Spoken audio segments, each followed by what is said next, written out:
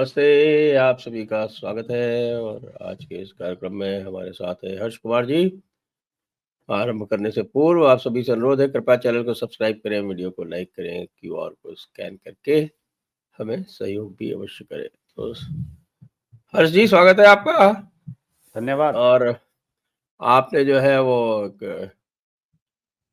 अपने मित्रों के विरुद्ध इस तरह के आपने जो है वो हुक्मनामे निकलवा दिए सरकार से कि उनको बहुत परेशानी हो रही है और इसको देख-देख के मुझे भी परेशानी हो रही है। ऐसा आप क्यों कर रहे हैं? क्यों आप यूट्यूब वालों को और चैनल वालों को इनको सबको ये कह रहे हैं कि साहब अगर आपने कुछ गड़बड़ की तो आपको बंद कर दिया जाएगा? ये तो नहीं सर, वो ऐसा फासीवाद है है। जो ये सर फांसीवाद वाली बात बाद में, पहले हम यूट्यूब वाद वाली बात करेंगे।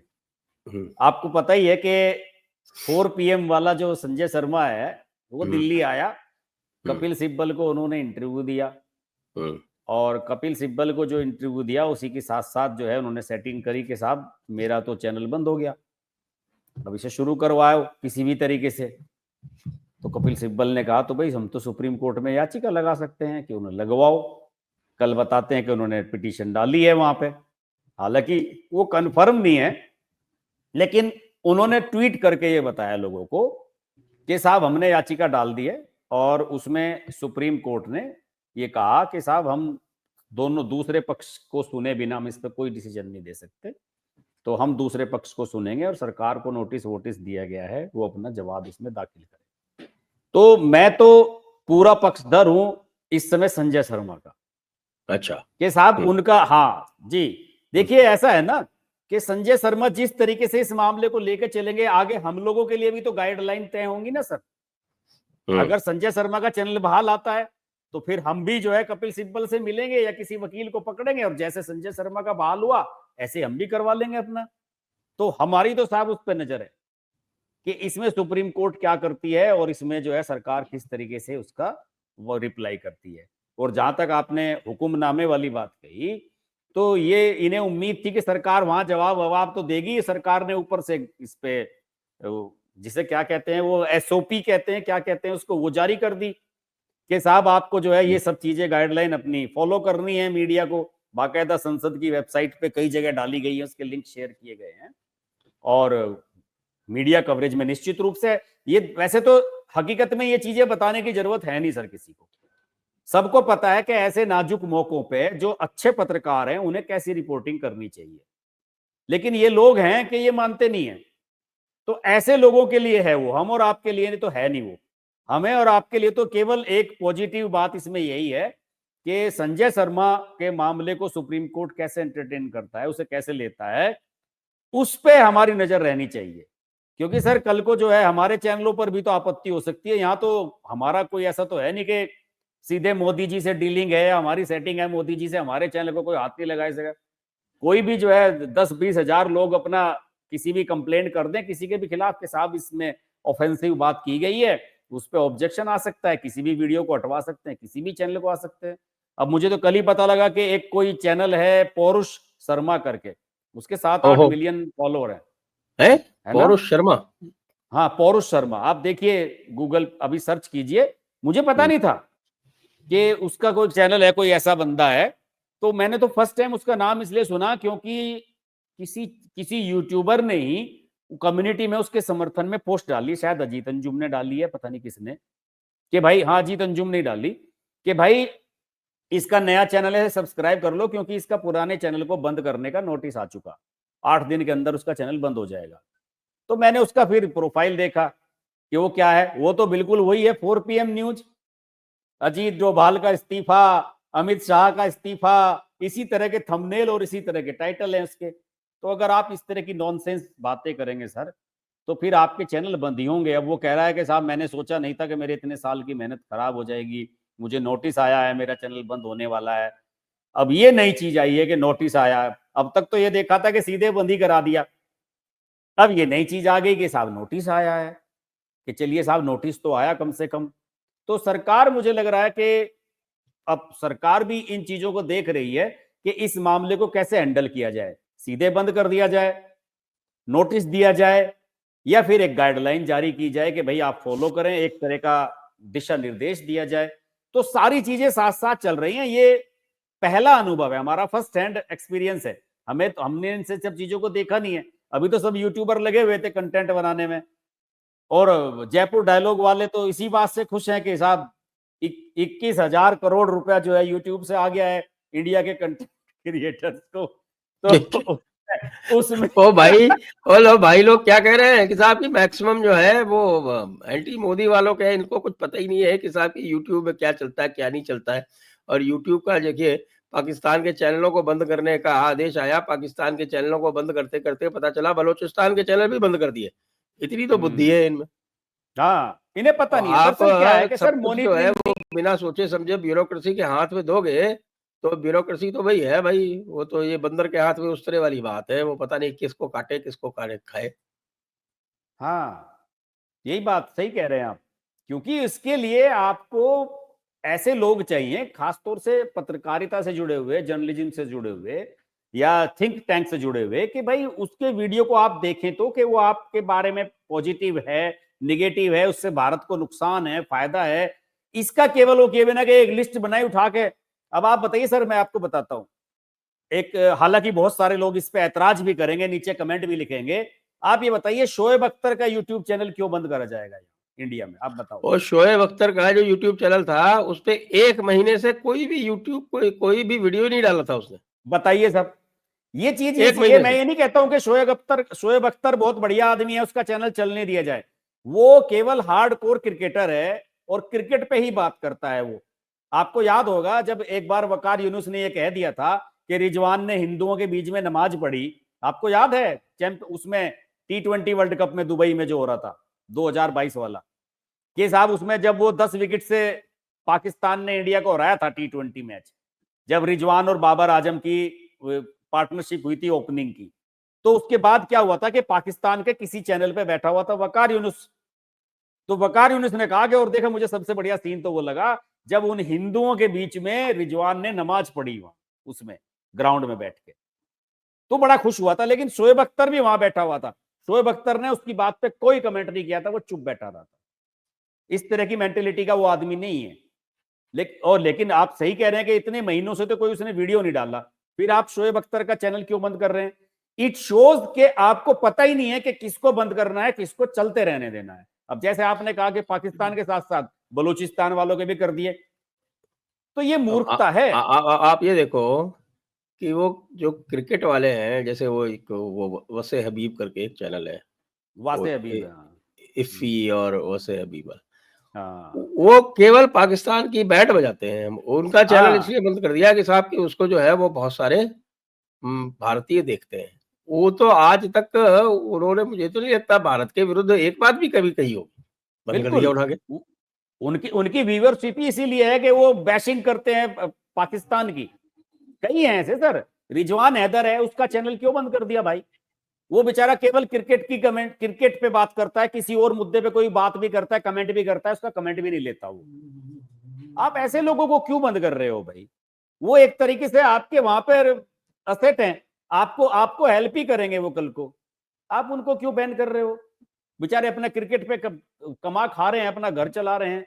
ये सब ये गलत बात है। आप न्यूज चैनल्स को बैन करो जो डिबेट दिखाते हैं, साइमा टीवी, फलाना, ARY, इनको आप बैन करो जो आपको लगता है कि गलत करते हैं। हालांकि वो भी नहीं बंद बैन होने चाहिए। बैन वही होना चाहिए जो वास्तव में सेंसलेस बातें कर रहे हैं, जैसे कि हमारे ये 4PM वाले हैं, वो पौरुष शर्मा हैं। तो इस तरह के लोगों को आप बैन करो। और मैंने कहूँ अपने इंडिया में है उनको भी बैन करो। देखो ना बैठ के कि रवीश कुमार क्या बना रहा है, अभिसार शर्मा, अजीत अंजुम क्या बना रहे हैं। अब देखो ये ज़्यादा खतरनाक आपको। है, ये ज़्यादा खतरनाक है। जी। और दूसरी बात ये है कि चलिए, मैं तो अभी यहाँ ऑस्ट्रेलिया में बैठा हुआ हूँ, तो मैं तो सबको देख रहा हूँ। यहाँ तो सारी चैनल्स दिख रही हैं। हम्म। तो बहुत सारी, जिसको बोलते हैं ना open source intelligence, OSINT OSINT करके बोलते हैं ना, ओपन सोर्स इंटेलिजेंस, हाँ। वो आपको इनको देखने से वैसे ही मिल जाती है। जी। अब आप ठीक है, आपने वो लाल टोपी वाले की चैनल बंद रखो आप, क्योंकि वो बकवास करता है बिल्कुल, गालियाँ देता है, हम्म। भारत को सब करता है। लेकिन हम्म। अब इस तरह की जो चैनल्स को सभी को उठा के एक तरफ से बंद कर दिया। डिस्क्रिप्शन आपने सही कहा कि जिसने भी बंद किया है ना, उसमें कोई पत्रकार नहीं है। अरे भैया कोई कमेटी-वमेटी हो जिसमें कुछ पत्रकार हो, कुछ हाँ, देखें, चैनल्स को हाँ। देखें, समझें कि भाई कौन जो है वो फालतू की बातें कर रहा है, कौन जो है वो एक रीज़नेबल बात कर रहा है। एक सैयद मुज़म्मिल करके आता है, वो बड़ी रीज़नेबल हुँ, बात करता है, हुँ। उसकी चैनल बंद कर दी। बताइए। तो हाँ, मतलब मेरे कहने का मतलब है ना कि आप जैसे कि अब पहलगाम की घटना को लगभग 2 हफ्ते हो गए। तो हुँ, अब एक उसके पीछे ये भी एक तर्क है कि भाई देखिए इस तरह का कोई भी बड़ा अटैक करने में या कोई भी इस तरह की प्लान बनाने में इट विल टेक टाइम, समय लगेगा। प्लानिंग करनी होती है, धीरे-धीरे सब चीजें होती हैं कि साहब हमने ये कर दिया, वहां से उसे हटा दिया, वहां पे वो भेज दिया, नया बोर्ड गठित कर लिया, एडवाइजरी बोर्ड नया बना दिया। तो सर उसमें तैयारी में समय लगता है। तो इतना ही समय आपने यूट्यूबर्स को बैन करने में और उसमें क्यों नहीं लिया? उसमें भी तो आपको समय लेना चाहिए था ना। आप अंधाधुंध नहीं कर सकते कि जिस तरह से आपने अंधाधुंध कर दिया। आपने बिल्कुल सही कहा कि वो आपको इंफॉर्मेशन भी देते हैं, उसके माध्यम से आपको सूचनाएं भी मिलती हैं, आपको कायदे से उनकी मॉनिटरिंग करनी चाहिए। टीम अच्छा बैठाओ ना आप। आपको एक बात और बताऊँ, इससे ज़्यादा जो बकवास है, वो आपका बीबीसी करता है। जी, इससे उसे ज़्यादा बंद नहीं बकवास करते। जो है वो बांग्लादेश में बैठे हुए बंगाली चैनल्स कर रहे हैं। बिल्कुल। और बीबीसी को मैं तो तो आपने खाली एक चिट्ठी पकड़ा दी, नोटिस करके और उसका कुछ भी नहीं किया। जबकि वो सबसे पहले बंद होना चाहिए। सबसे ज़्यादा आपके डैमेज आपके अल जज़ीरा करता है। जी, आपको पिछले हफ्ते सर हमने चर्चा की थी। मैंने कहा था कि मैं तो इस उससे संतुष्ट नहीं हूं। मैंने आप पिछले हफ्ते भी कहा था कि जो जिस तरह से बैन किया गया, मैंने उस पिछले हफ्ते आपसे ये कहा था कि मेरी तो पहली जो लिस्ट, मेरी लिस्ट जो होती उसमें सबसे ऊपर बीबीसी का नाम होता। मैंने पिछले हफ्ते भी आपसे ये बात कही थी कि हमें जो है बीबीसी जैसे लोगों को बंद करो ना, जो जड़ है इसकी, उसे आप बंद नहीं कर रहे हो। इन यूट्यूबर्स से क्या है, अपने खा कमा रहे हैं ये, इनसे कुछ भी नहीं हो रहा है। और सर देखिए, लोग इजराइल और भारत इनकी तुलना करते हैं कि इजराइल की और भारत की परिस्थितियां एक जैसी हैं। इजराइल चारों तरफ दुश्मनों से घिरा हुआ है, यहाँ तो घर में दुश्मन भरे हुए हैं। घर के दुश्मन पहले पहचानो ना आप। पाकिस्तान को छोड़ो, पाकिस्तान क्या कह रहा है, पहले यहाँ छांटो आप लोगों को, यहाँ पे नजर रखो। यहाँ पे इनकी नजर निगरानी नहीं हो रही। यहाँ साहब पे आप क्या आप आपको देखो, आप मैं आज फिर कह रहा हूं, आप रवीश कुमार का चैनल बंद करो। रवीश कुमार का चैनल बंद करके देखो आप, वो जाएगा कोर्ट में और फिर आपको उसे रिस्टोर करना पड़ेगा। 4 PM वाले का मैं जानता नहीं कि उसकी कितनी औकात है, लेकिन आप बंद करो रवीश कुमार का, नहीं कर पाओगे आप बंद। बीबीसी का नहीं रवीश बंद कर कुमार, पाओगे। ध्रुव राठी का नहीं कर पा रहे वह बंद। ध्रुव राठी का, चलिए ध्रुव राठी तो वहां से चला रहा है, जर्मनी से, कोई बात नहीं, जहाँ कोई से भी बात नहीं, चला चल रहा है, उसका। आपने बाहर के बंद कर दिए ना इतने सारे, ध्रुव हाँ, राठी मतलब क्यों चल रहा इंडिया है? इंडिया में देखने से तो दर्शक तो उसके बंद किए ही जा सकते हैं। तो ये चल रहा है और आप तो देश के भाई भीतर के दुश्मनों की बात कर रहे हो। मुझे लगता है कहीं आप राकेश टिकैत को तो नहीं रेफर कर रहे हो? नहीं सर, आप पहले तो आप बताइए, आपने ये 0.5 ये क्या चलाया हुआ है? बहुत लोग पूछते हैं कि संजय जी 0.5 चला रहे हैं आजकल, क्या है ये? तो लोगों को बताइए पहले 0.5 तो। तो साहब मैंने थोड़ी चलाया। 0.5 तो जनरल बिपिन रावत ने कहा था कि भारत को 2.5 फ्रंट वॉर अच्छा, लड़ना पड़ेगा। वो जो ढाई तो वो मोर्चे हैं जो, 2.5 में उसकी बात 2 कर रहे हैं। फ्रंट तो सबको पता है। ये ढाई फ्रंट तो हाँ, इंटरनल फ्रंट है। हाँ, बिल्कुल सही बात है। ये जो इंटरनल एनिमीज है, सही, अच्छा उसमें से आपने वो 0.5 अलग निकाल लिया। हाँ बिल्कुल जी, सही है। जी, जी, जी। 0.5 तो आपने राकेश टिकैत को क्यों पिटाई करवा दी? नहीं, नहीं, पिटाई-विटाई कुछ नहीं हुई सर। वो तो राकेश टिकैत को क्या है कि भाषण देने की आदत पड़ गई है ज़्यादा। अच्छा। और अगर आप अपने मंच पे कुछ भी कहो, लेकिन हुँ, आप सर दूसरे के मंच पे जाके अगर आप जबरदस्ती अतिक्रमण करने की कोशिश करोगे, तो फिर तो हंगामा तो होगा ही। राकेश टिकैत तो सिंपली, पहले तो उन्होंने, उनके भाई साहब ने बयान दिया, नरेश टिकैत ने, कि साहब पानी क्यों बंद किया गया। और राकेश टिकैत तो एक दो नहीं, 4-5 कदम आगे बढ़ गए। वो तो सतपाल मलिक की भाषा बोलने लगे कि साहब पहलगाम की घटना से आप बताइए डायरेक्ट लाभ किसको होगा। लाभ सबसे पहले, जैसे गांव में अगर कोई मर्डर होता है तो पुलिस सबसे पहले ढूंढती है कि इस मर्डर से फायदा किसे होगा, उसे उठाती है। तो उसने कहा कि कराने वाले तो हमारे देश में है और आप पाकिस्तान में ढूंढ रहे हो। ये बहुत ज्यादा ऑफेंसिव बयान है, मेरा मानना है। और ऐसा बयान देने के बाद आप पहलगाम की घटना के विरोध में मुजफ्फरनगर में इनके घर में जो जन आक्रोश रैली निकाल रहे हैं हिंदूवादी संगठन, आप उनके मंच पे चले जाते हो और उनके हाथ से माइक लेके अपनी भाषण शुरू कर देते हो। तो उसके बाद वहां खुसर पुसर शुरू हो गई। तो वहां पे बीजेपी के कई नेता भी थे, इवन वहां के जो विधायक हैं और मंत्री हैं योगी सरकार में, वो भी मौजूद थे वहां।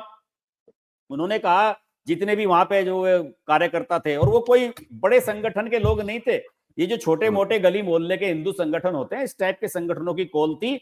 और उस कॉल पे आप यकीन मानिए कि जनता स्वस्फूर्त तरह से, स्पॉन्टेनियस रिस्पॉन्स था। दुकानदार, मार्केट वाले, दुकानें बंद करके वो सब हजारों लोग वहां पे इकट्ठे हो गए थे उस कॉल पे। लोगों में आक्रोश इतना है। और वहां जाके आप भाषण देने की कोशिश करोगे, उन्होंने कहा कि जाओ तुम यहां से, हम तुम्हें अपने मंच पे नहीं बैठने देंगे, नहीं खड़े होने देंगे यहाँ पे। तुम पहले तो बयान देते हो इस तरह के देश विरोधी, और फिर यहाँ पे आ जाते हो।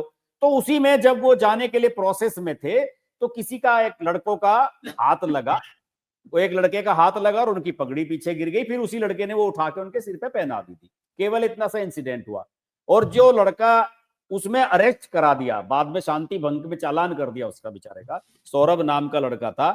वो इनके किसी कार्यकर्ता का ही भाई है, बीकेयू का कोई कार्यकर्ता है, उन्हीं का ही भाई है। उसका वीडियो भी बाद में जारी हुआ कि जी मैं माफी मांग रहा हूं, मेरे से गलती से हाथ लग गया था और मैंने जो है टिकैत साहब के ऊपर पगड़ी रखी, मुझे कोई उनसे कोई निजी दुश्मनी नहीं है और ना मेरी कोई गलत सोच थी। तो मैंने तो फिर सोशल मीडिया पे पोस्ट भी लिखी थी कि भाई राकेश टिकैत को बड़ा हृदय दिखाना चाहिए, उस लड़के को छुड़वाना चाहिए जाके। और आप ये कहते हैं कि हम किसानों की कौम पे कोई दाग नहीं लगना चाहते, इसके जवाब में हम कोई रिएक्शन नहीं करना चाहते, हमें कोई इसका बदला नहीं लेना, या कोई ऐसी कोई कानूनी कार्रवाई नहीं करनी है, तो आप हम्बलनेस दिखाना चाहिए ना।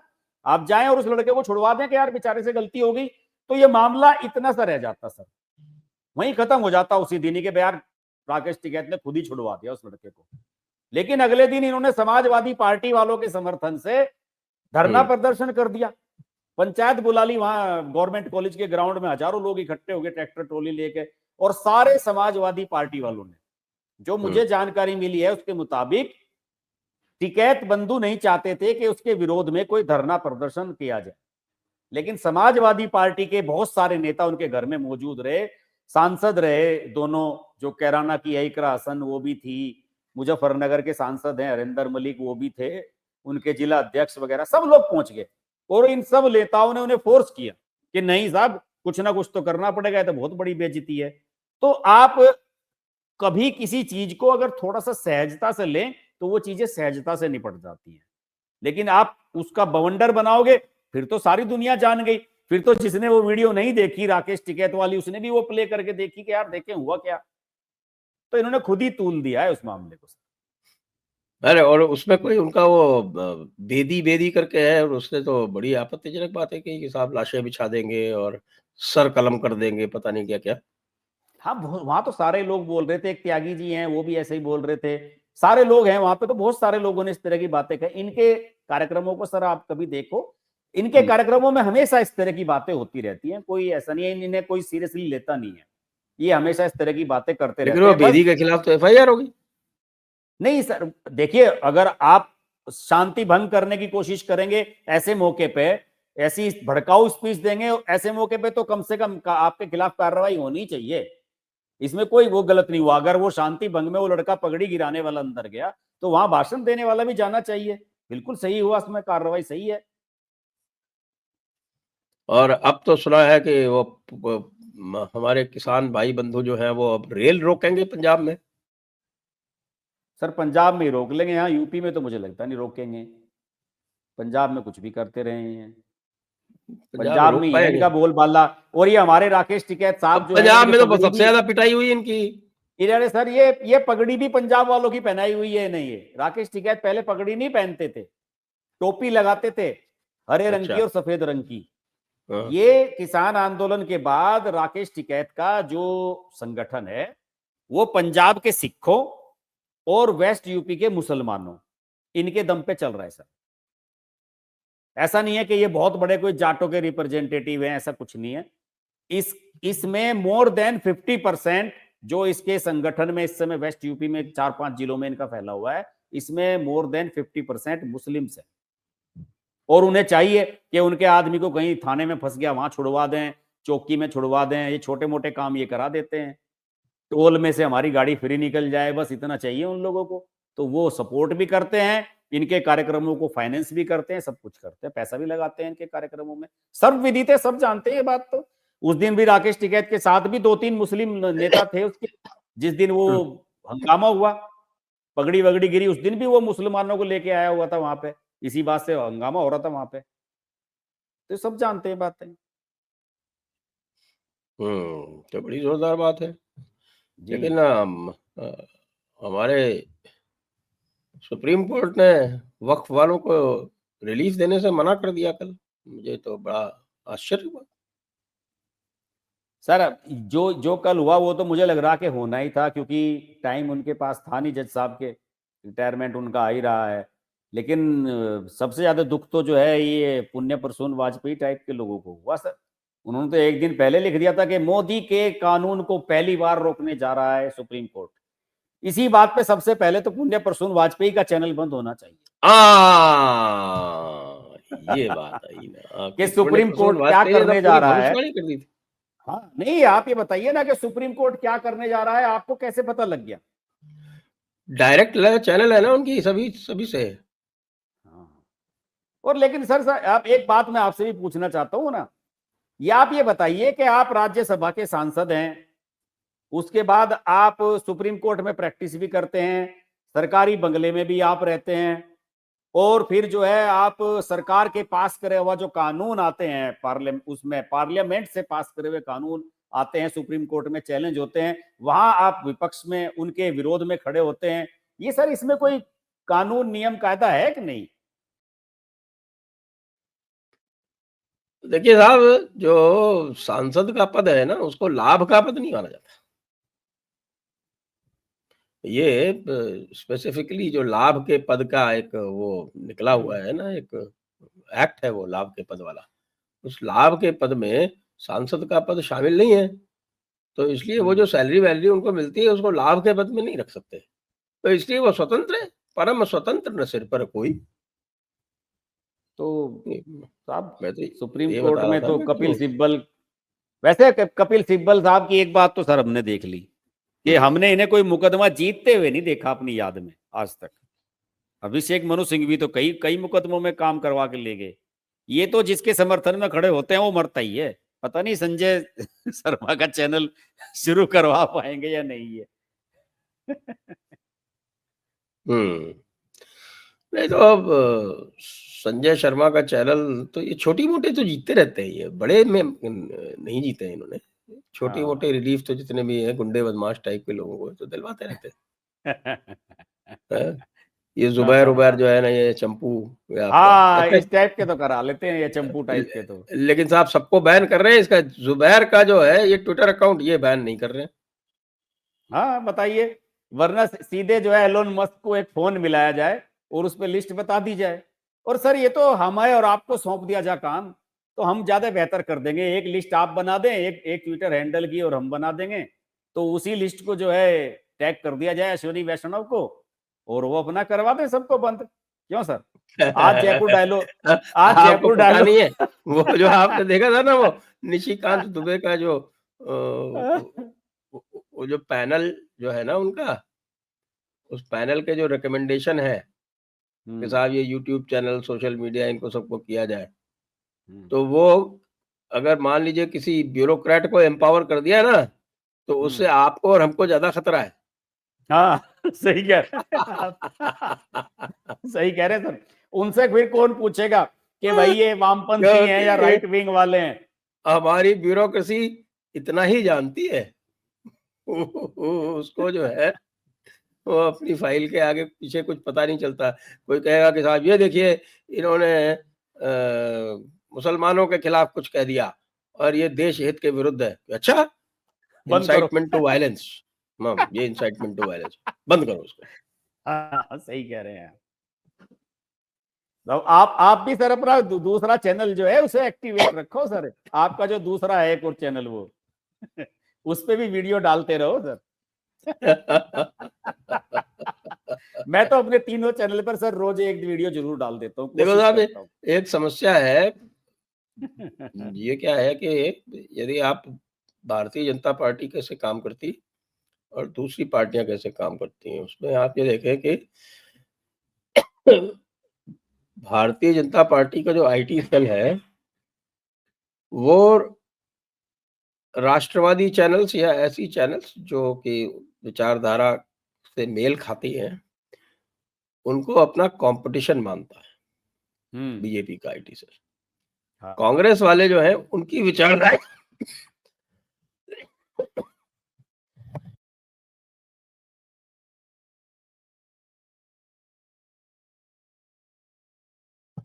कांग्रेस वाले जो हैं, वो उनकी विचारधारा के जो चैनल्स हैं, उनको अपना सहयोगी मानते हैं। ये बड़ा तो भारी सर अंतर है।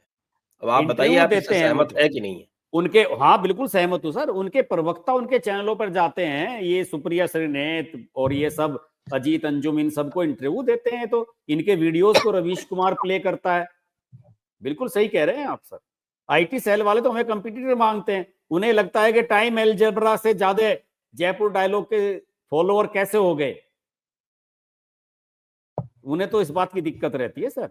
अच्छा, वो आप बताइए सर, आप टाइम्स एल्जबरा, फलाना सिन्हा, फलाना ठिकाना, भीकू मात्रे, जितने भी ये घोस्ट नेम से इन्होंने बनाए हुए हैं, आप कितनों को कोट करते हैं और कितनों को रिट्वीट करते हैं? इनमें से कितनों ने आपके या हमारे ट्वीट रिट्वीट किए हैं या उन्हें प्रमोट किया या एंडोर्स किया है? बताइए आप। मैं नहीं करता इनके कभी भी सर।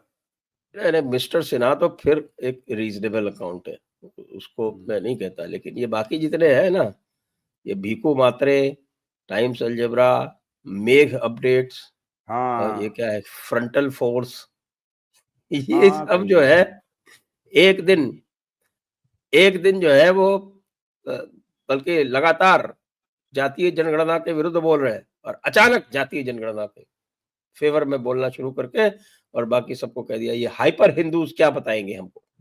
हम लोग हाइपर हिंदू वही। हो जाते हैं ऐसे टाइम। जी जी जी जी, सही बात है। हम अब उस कैटेगरी में अगर आपको रखे हैं, हाइपर हिंदू वाली बात, तो फिर कोई भी किसी भी मंत्रालय का बाबू आपको और हमारा चैनल बंद करा सकता है कि ये हाइपर हिंदू हैं, जनजातीय जनगणना के खिलाफ लोगों को भड़का रहे हैं, सरकार के फैसले के खिलाफ बोल रहे हैं। इस कैटेगरी में तो आप लोग भी और हम लोग भी आ जाएंगे सर। सही कहा आपने। हम्म। तो ये एक भारी समस्या है। तो हम्म। इसलिए जो है वो मैं बहुत ये इस तरह के जब ब्यूरोक्रेसी के हाथ में दे दी जाती है चीजें, तो मैं सशंकित हो जाता हूँ, क्योंकि मैं 35-36 साल ब्यूरोक्रेसी में रह के मैं जानता हूँ ब्यूरोक्रेसी किस तरह से काम करती है। तो साहब जो है वो कोई दिमाग नहीं लगाए गए हैं। नीचे से पता चला कि वो अंडर सेक्रेटरी ने या सेक्शन ऑफिसर ने कुछ नोट बना के भेज दिया कि साहब ये गड़बड़ है, इनको बंद कर देना चाहिए। साहब साइन आँख मूंद मार के दिया। उसको साइन कर देंगे। हाँ सही बात है। अपना दिमाग नहीं लगाएंगे। जी। ये यही यही तो असली चीज है कि फीडबैक जो है ना सर, रियल रियल फीडबैक नहीं मिलता है। वही बात जहां से हमने शुरू की थी पाकिस्तान वालों का लेके भी, कि भाई जब आप शोएब अख्तर ने कोई 2 महीने से वीडियो ही नहीं डाला, शोएब अख्तर के चैनल को आपने क्यों बंद कर दिया? ये शो करता है कि आपने ये उतावलेपन में किया, जल्दबाजी में किया, और आपका जो प्रोसेस है, जो आपका जो फिल्ट्रेशन है, वो बहुत खराब स्तर का है। और एक और बड़ी चर्चा का विषय ये हो रहा है कि साहब के भारत तो पाकिस्तान का पानी रोक रहा है और पंजाब हरियाणा का पानी रोक रहा है। अरे सर, ये पंजाब हरियाणा का तो SYL वाला और ये सब मामला चलता ही रहता है, तो कई साल से चल रहा है, बादल के समय से चल रहा है सर ये झगड़ा, तो इसका क्या लेकिन उसमें तो जबकि जो वो जो भाखड़ा नांगल डैम है, पौंग डैम है, इसके जो वेरी अलग-अलग जो डैम्स हैं, वो एक बीबीएमबी एक संस्था है, भाखड़ा ब्यास मैनेजमेंट बोर्ड। उस हम्म। भाखड़ा ब्यास मैनेजमेंट बोर्ड में पंजाब और हरियाणा के अलावा अ, हिमाचल प्रदेश भी उसमें रिप्रेजेंटेड है, राजस्थान भी उसमें रिप्रेजेंटेड है। अच्छा। तो वो जो भाखड़ा ब्यास मैनेजमेंट बोर्ड है, वो भाखड़ा और नांगल दोनों उसके अधिकार क्षेत्र में आते हैं। हम्म। तो इन्होंने भाई लोगों ने क्या किया कि नांगल डैम पर पुलिस पोस्ट कर दी। हम्म। नांगल डैम इनका है नहीं, बीबीएमबी का है। हम्म। तो भाखड़ा ब्यास मैनेजमेंट बोर्ड जो है वो एक प्रकार से आप ये कि केंद्रीय संस्थान। हम्म। वहां पे पुलिस पोस्ट कर दी और आज कोर्ट में जब मामला पहुंचा तो कोर्ट में डिनाई कर दिया कि नहीं साहब, वो तो हमने तो लॉ एंड ऑर्डर के हिसाब से पोस्ट किया, हमने ऐसे थोड़ी किया है, हमने ऐसा कुछ भी नहीं किया। हाँ, ऐसे ही करते रहते हैं। ये तो फालतू की बातें हैं।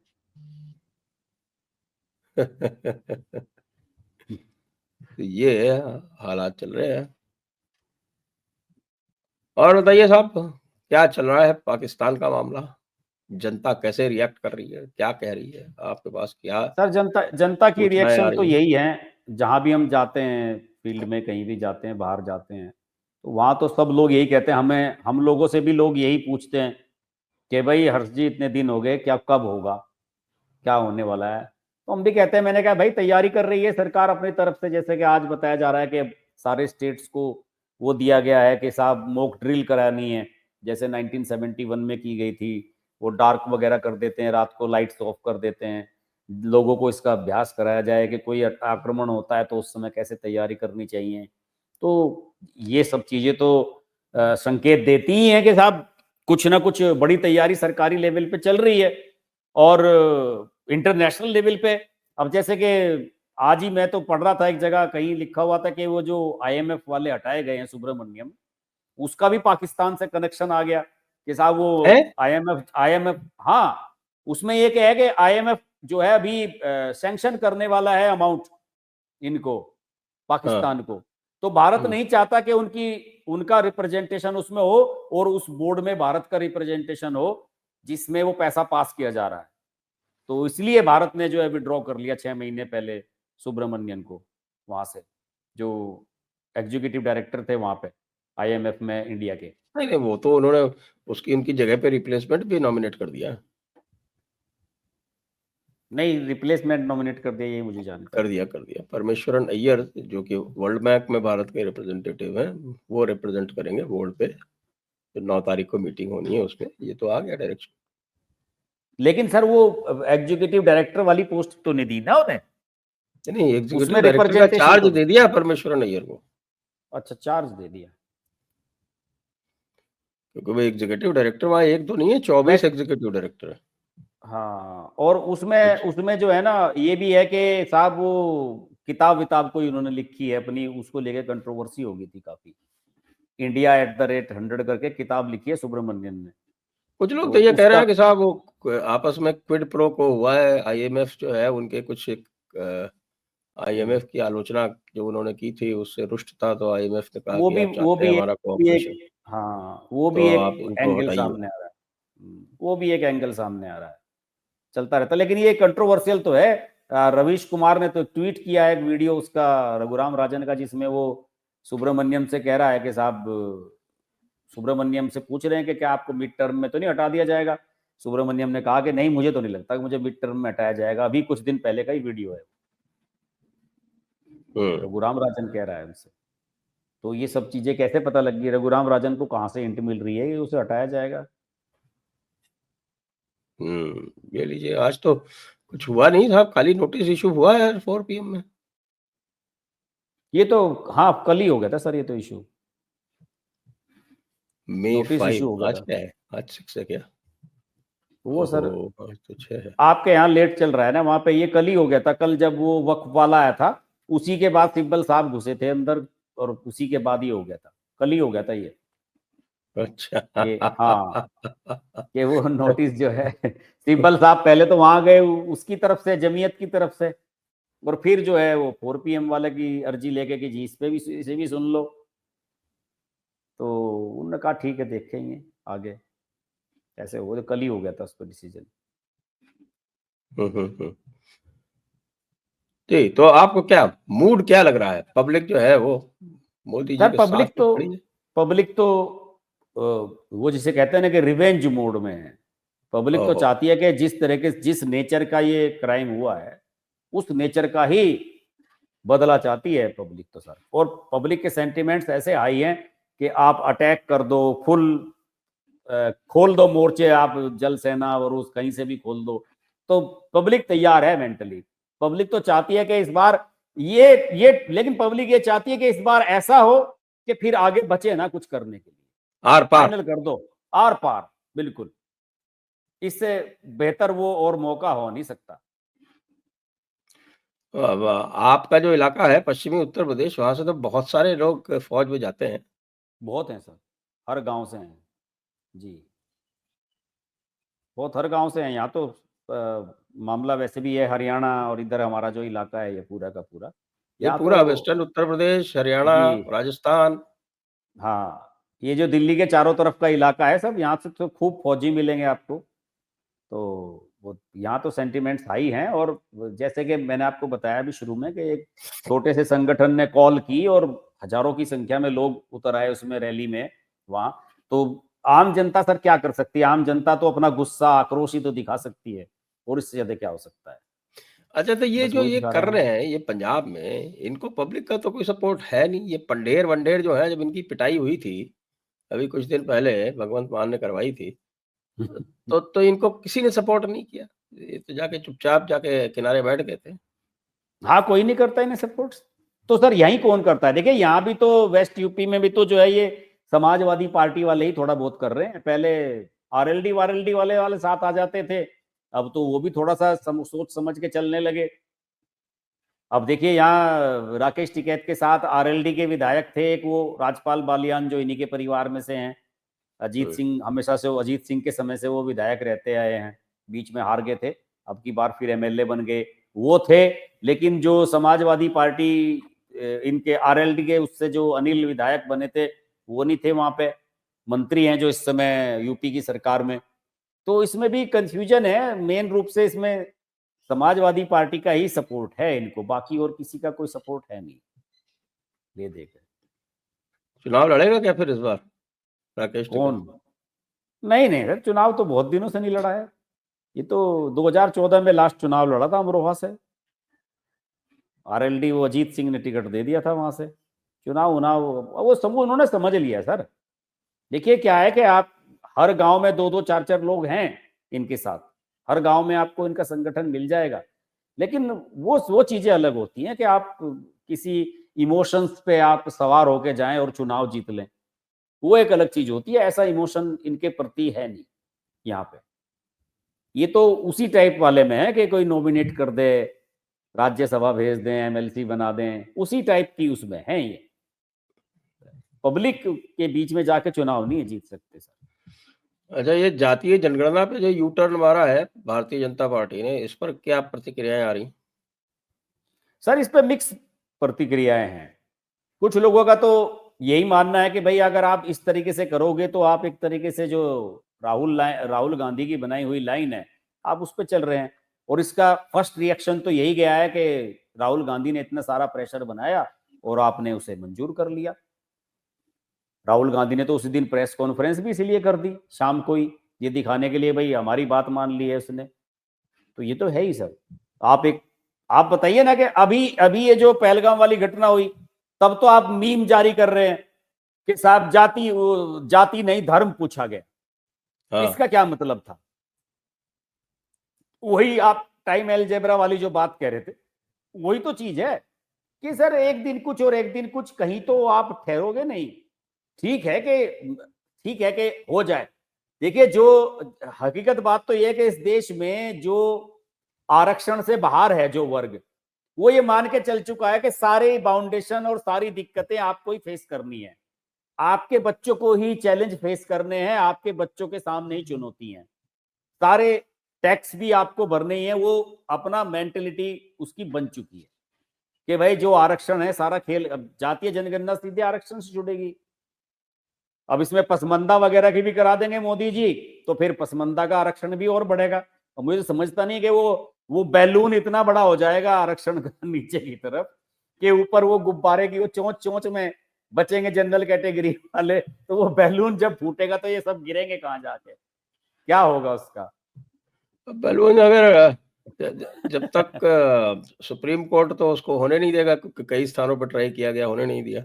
लेकिन सुप्रीम कोर्ट ने भी आज बड़ा काम किया साहब। आज आपने देखा सुप्रीम कोर्ट ने क्या किया? क्या सर? अभी 36 में से कोई 23 जजेस ने अपनी अच्छा, संपत्ति वो की घोषणा कर। प्रॉपर्टी जो डाली है, हाँ जी जी। हुँ। हाँ, उन्होंने तो इवन अपनी पीपीएफ अकाउंट वगैरह उसकी डिटेल भी डलवाई गई है। जी जी। हाँ, सही सही है सर, वो तो सही किया, बढ़िया है, उसमें क्या है। लेकिन सर एक समझ में नहीं आई बात यहाँ सर, एक मैं छोटी सी बात और कहूंगा। अभी जैसे ये जा रहे हैं अपने संजीव खन्ना साहब चले जाएंगे, गवई आ जाएंगे, और चंद्रचूड़ थे उससे पहले। तो एक समय आपको याद होगा, शुरुआत में चंद्रचूड़ तो मेरे ख्याल में हाल फिलहाल में सबसे लंबे समय तक रहने वाले सीजीआई रहे, और तो बड़े जल्दी जल्दी चले गए। चंद्रचूड़ का लगभग 3 साल का कार्यकाल रहा। तो 2 चंद्रचूड़ साल, शुरू में बड़े, एग्जैक्ट 2 साल है, 2 साल रहा। हाँ, दो से एग्जैक्ट। ज्यादा ही रहा। अच्छा, 2 साल का 2 रहा। साल 1 दिन। अच्छा, 2 साल 1 दिन। तो सर चंद्रचूड़ साहब के बारे में शुरू में जब चंद्रचूड़ ने कई डिसीजन लिए इलेक्टोरल बॉन्ड पे और इन सब पे, जो सरकार को पेला, और बाकी सारे हिंडनबर्ग पे कमेटी बना दी, ये सारे काम कर दिए, तो सब बड़े खुश थे। और 370 पे फैसला होने दो, 370 वाली कॉन्स्टिट्यूशन बेंच जो बनाई वो होने दो, उसके बाद तो फिर सब ये निकाल रहा है ये ब्राह्मण है, वहां का ब्राह्मण है, ये भगवान राम का नाम लेके जो है अयोध्या वाला जो फैसला हुआ था राम मंदिर वाला, उसमें गया था। कितनी जल्दी सब चीजें बदल जाती है सर, मिनट भर में ही। ये तो जातीय जनगणना का। लेफ्टिस्टों में और हमारे नेताओं में ज्यादा अंतर नहीं है। जी जैसे ब्यूरोक्रेसी में हम लोग ये कहा करते थे कि भैया मंत्री के कहने से आप 99 काम कर दो और 100वां नहीं करो, तो बाकी सारे 99 जो हैं वो गए भट्टे खाते में। बस ऐसे ही है। तो यही हाल इनका है। हाँ इसलिए हम तो पहले से ही तय करके चलते थे, भैया जो गलत है सो गलत है, जो सही है सो सही है। मंत्री जी को अगर कुछ कहना है तो राइटिंग में लिख के दो, हाँ, वरना कि भाई हमसे ऐसा कर आप ये दो। मत कहना कि साहब कि आप ये जो है ये लिख के नीचे से भेजो ना, ये नहीं होगा। हम तो वही लिखेंगे जो हमें समझ में आएगा। आप ओवर रूल कर दो ऊपर से, कोई चिंता की बात नहीं। हाँ बिल्कुल सही बात है। आप जाओ कोर्ट में कर लो, या कहीं विधानसभा में पास करा लो, वो सब काम आपके हाथ में है, कर लो अपना। बिल्कुल सही बात अच्छा, है। क्या है कि स्टेट्स में तो ये है कि अगर सेक्रेटरी में, मान लीजिए सेक्रेटरी ने कुछ लिखा और मंत्री उससे सहमत नहीं है, तो फिर फाइल जो है वो चीफ मिनिस्टर को जाएगी। हाँ सही बात है कि जी आप लो डिसीजन।